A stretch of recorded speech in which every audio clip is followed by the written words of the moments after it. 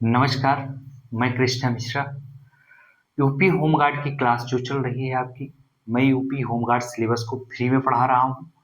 जो UP home guard का syllabus complete कर रहे हैं हम सब लोग, उसमें सबसे पहले हम यूपी होमगार्ड के सिलेबस में यूपी स्पेशल शुरू किए थे। यूपी स्पेशल इसलिए शुरू किए थे कि इधर उत्तर प्रदेश के आगामी कई परीक्षाएं होने वाली हैं, तो उन परीक्षाओं को ध्यान में रखते हुए सबसे पहले यूपी स्पेशल शुरू किया गया। और यूपी स्पेशल जो है आपके पेपर में, जो यूपी होमगार्ड का पेपर होने वाला है, उसमें सबसे ज्यादा यूपी स्पेशल के क्वेश्चन आने की संभावना है। तो उसी पेपर को देखते हुए यूपी होमगार्ड के पेपर को देखते हुए सबसे पहले यूपी स्पेशल शुरू किया गया आपके सिलेबस में। और लगभग अब हम कंप्लीट करने की तरफ पहुंच चुके हैं। लगभग तीन चार दो तीन टॉपिक और बचा हुआ है यूपी स्पेशल में। यूपी होमगार्ड का जो सिलेबस चल रहा है उसमें यूपी स्पेशल का जो टॉपिक है उसमें दो तीन टॉपिक और बचे हैं। उसके बाद वो जैसे कंप्लीट हो जाता है फिर हम हिस्ट्री, ज्योग्राफी, सिविक्स पे पहुंच के पूरा सिलेबस और साइंस को कंप्लीट करके आपके सामने पूरा सिलेबस लगभग फरवरी में कंप्लीट हो जाएगा। और हम अब यूपी पुलिस का क्विज करवाने वाले हैं, जो क्लास आपकी 3 फरवरी 2026 से आएगी। न्यू अपडेटेड पैटर्न पे आएगी, जो आपके परीक्षा के लिए बहुत महत्वपूर्ण साबित होगी। और हम जिस क्लास को लिए थे वहीं से फिर शुरू करते हैं, उसी क्रम में आगे बढ़ते हैं, अपने टॉपिक पे आते हैं। आज पढ़ेंगे उत्तर प्रदेश में खनिज संसाधन, और हम जानेंगे उत्तर प्रदेश में जो खनिज संसाधन है, तो उत्तर प्रदेश में खनिज संसाधन के मामले में क्या है, कौन से जिले में कितने कौन सा खनिज पाया जाता है। आइए जानेंगे। आपके पेपर के पॉइंट ऑफ व्यू से बहुत इंपॉर्टेंट है, वेरी इंपॉर्टेंट टॉपिक है। इस टॉपिक से एक से या दो क्वेश्चन जरूर आएंगे आपके पेपर में। तो आइए हम जानते हैं उत्तर प्रदेश का जो है भौगोलिक क्षेत्र हम थोड़ा बता देते हैं। यहाँ पे कहीं लिखा हुआ नहीं है, हम बता देते हैं, आप समझ लीजिएगा। जब उत्तर प्रदेश को आप पढ़ते हैं, उत्तर प्रदेश का मैप देखेंगे तो उत्तर प्रदेश का कुछ भाग जो है हिमालय के पर्वतीय क्षेत्रों से भी जुड़ा हुआ है। बाकी ये विंध्यन क्षेत्र के क्षेत्र से जुड़ा हुआ है, और ये बुंदेलखंड के क्षेत्र तक जो उस तब तो जो विंध्यन क्रम के क्षेत्र है, हिमालय के क्षेत्र से जो जुड़ा हुआ क्षेत्र है, वहां पे खनिज संसाधन पाए जाते हैं। बुंदेलखंड के क्षेत्र में भी खनिज संसाधन पाया जाता है। और भारत में जितने खनिज संसाधन पाए जाते हैं उसका 3% हिस्सा उत्तर प्रदेश में पाया जाता है। भारत देश में जितने खनिज संसाधन पाए जाते हैं उसका 3% भाग उत्तर प्रदेश में पाया जाता है। दोस्तों, कितना? 3% भाग उत्तर प्रदेश में पाया जाता है। तो आइए हम जानते हैं उत्तर प्रदेश के बारे में। उत्तर प्रदेश में भूतत्व, ठीक है, नोट्स आप लोग से जरूर बनाना। उत्तर प्रदेश में भूतत्व एवं खनिज कर्म निदेशालय की स्थापना 1955 में की गई थी। कब? 1955 में की गई थी। तथा मार्च 1974 में, कब? मार्च 1974 में उत्तर प्रदेश राज्य खनिज विकास निगम की स्थापना की गई। कब? 1974 में उत्तर प्रदेश राज्य खनिज विकास निगम की स्थापना की गई। 1998 में, यानी कि 1998 में उत्तर प्रदेश में पहली खनिज नीति घोषित की गई। कब? 1998 में दोस्तों उत्तर प्रदेश में पहली खनिज नीति घोषित की गई। इस नीति के तहत उत्तर प्रदेश में कुल 12 खनिज, ठीक है, कितना? उत्तर प्रदेश के 12 खनिज बहुल जिलों को शामिल किया गया। जो उत्तर प्रदेश की 1998 में पहली खनिज नीति आई थी, उसके तहत उत्तर प्रदेश के कितने? 12 जिले जिसमें खनिज बहुल क्षेत्र थे उनको चिन्हित किया गया और इसमें सम्मिलित किया गया उन 12 जिलों को। तो आइए जानते हैं उन 12 वो कौन से 12 जिले हैं जिनको वर्ष 1998 में जो खनिज नीति आई थी उसमें सम्मिलित किया गया था। तो उसमें था आपका प्रयागराज, जहां से आपकी क्लास चल रही है। ये क्लास जो आपकी संचालित की जा रही है, जो क्लास आपकी चल रही है, आ रही है यूट्यूब की दुनिया में, ये प्रयागराज से आ रही है। फिर झांसी, ठीक है, चित्रकूट, सहारनपुर, मिर्जापुर, ललितपुर, जालौन, महोबा, सोनभद्र, चंदौली, बांदा, हमीरपुर, कितने जिलों को शामिल किया गया था? 12। प्रयागराज, झांसी, चित्रकूट, सहारनपुर, मिर्जापुर, ललितपुर, जालौन, महोबा, सोनभद्र, चंदौली, बांदा, हमीरपुर, ठीक है। उत्तर प्रदेश की नई खनिज नीति, ये नई यहाँ पे लिखना चाहिए, थोड़ा सा दिमाग से बातें निकल गई थी, यहाँ पे हमने लिख दिया। उत्तर प्रदेश की नई खनिज नीति 30 मई 2017 को, कब? 30 मई 2017 को उत्तर प्रदेश के मुख्यमंत्री योगी आदित्यनाथ की अध्यक्षता में, किसकी अध्यक्षता में? मुख्यमंत्री उत्तर प्रदेश के यशस्वी मुख्यमंत्री योगी आदित्यनाथ की अध्यक्षता में मंजूरी प्रदान की गई। जो नई खनिज नीति की गठन किया गया है, कब किया गया है पेपर में पूछा जाए तो याद रखना 30 मई 2017। ठीक है, 30 मई 2017 को इसकी घोषणा की गई और किसकी अध्यक्षता में इसकी गठन किया गया, किसकी अध्यक्षता में नई नीति बनाई गई? अगर आपके पेपर में आता है तो मुख्यमंत्री योगी आदित्यनाथ की अध्यक्षता में। ठीक है, आप सभी लोगों से एक बात बता दें, अभी जूनियर असिस्टेंट का कल जो पेपर हुआ है, यूपी स्पेशल हमने जो पढ़ाया है वहां से कई क्वेश्चन आए थे भाई। मेरी ही क्लास से कई क्वेश्चन डायरेक्ट वहां पे क्वेश्चन आए हुए थे। बाकी मैं सब लोगों की तरह लेकर आके नहीं खड़ा हुआ। ठीक है, बाकी आप लोग खुद पेपर उठा लीजिएगा, देख लीजिए पेपर, और मेरी जो क्लास हो चुकी है उसको भी देख लीजिएगा और पेपर को मिला लीजिएगा। तो अब इससे बड़ा प्रूफ कोई नहीं दे सकते हैं। अब ये बहुत बड़ी चीज है, विश्वसनीय चीज हो गई है आप लोगों के लिए। और आप लोग अब देख ही रहे होंगे जो पेपर हो रहा है यूपी का, उसको उठा के देख लीजिए। मेरी जो क्लास आ रही है यूपी होमगार्ड के लिए ही पढ़ा रहे हैं, लेकिन ये जो यूपी स्पेशल है लगभग सब जगह सेम है, एक ही चीजें हैं सब जगह, तो वहां सब जगह वही पूछी जानी है। तो मेरी क्लास से कई क्वेश्चन कल के पेपर में आए हुए थे और आप सभी लोग जो यूपी होमगार्ड की तैयारी कर रहे हैं मेरे दोस्त, अब इस पे लग जाइए और अच्छे से पूरी क्लास का फायदा उठा लीजिए। पूरा सिलेबस फ्री में है और हमारा फ्री में देने का मतलब ये है कि आप सभी लोगों का सिलेक्शन हो। जो लोग आर्थिक रूप से कमजोर हैं, सर क्लास नहीं ले सकते हैं, उनको भी फ्री में पूरा सिलेबस मिलना चाहिए। तो इसी को ध्यान में रखते हुए, और जो लोग आर्थिक रूप से सक्षम हैं वो भी क्लास लें। ऐसा नहीं है कि इधर उधर, और कंटेंट बेहतरीन है, एक नंबर कंटेंट है। इतना बेहतरीन कंटेंट कोई फ्री में ऑनलाइन दुनिया में किसी ने नहीं दिया है। फिर हम अपनी टॉपिक में आते हैं और आप लोगों के लिए बता दिए जो पेपर हुआ है अभी जूनियर असिस्टेंट का उत्तर प्रदेश में, उससे मिला लीजिएगा। बहुत सारे क्वेश्चन हमारी क्लास से आए हुए हैं। फिर हम आइए टॉपिक पे आगे बढ़ते हैं। जिलेवार प्रमुख खनिज की उपलब्धता। जिलेवार, किस जिले में कौन सी खनिज का उपलब्धता है, किस जिले में कौन सी खनिज पाई जाती है। सीधे और सरल शब्दों में अगर समझें तो उत्तर प्रदेश के किस जिले में कौन सी खनिज पाई जाती है आपके पेपर में पूछा जाता है। तो आप ध्यान रखिएगा, हमने एक जिले में कौन कौन से खनिज पाए जाते हैं उनको लिख दिया है, और इसलिए लिख दिया है एक ही जिले में कौन कौन से खनिज पाए जाते हैं ताकि आपको यहाँ पे याद करने में बहुत आसानी होगी मेरे दोस्त। जैसे चंदौली में, अगर एक जिले में पढ़ते हैं, जैसे चंदौली में पढ़ते हैं तो चंदौली में कौन कौन से खनिज पाए जाते हैं उसको यहीं पे आप जान लेंगे, और तो यहीं पे रट जाएगा, चीजें आसान हो जाएंगी आपके लिए, पेपर में सही करने के चांसेस ज्यादा हो जाएंगे। तो चंदौली में आइए हम जानते हैं कौन कौन से खनिज पाए जाते हैं।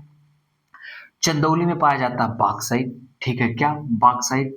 ठीक है, कांच बालू। ठीक है, कांच बालू, पोटास लवण, सैंडस्टोन, क्वार्टरजाइट, ये कहाँ पे पाए जाते हैं? चंदौली में। चंदौली में कहाँ पाए जाते हैं? बॉक्साइट, कांच बालू, पोटाश लवण, सैंडस्टोन, क्वार्टरजाइट। फिर आइए हम जानते हैं वाराणसी में क्या क्या पाए जाते हैं, वाराणसी जिले में कौन कौन से खनिज तत्व पाए जाते हैं। तो वाराणसी में पाए जाते हैं मैग्नेसाइट और बॉक्साइट।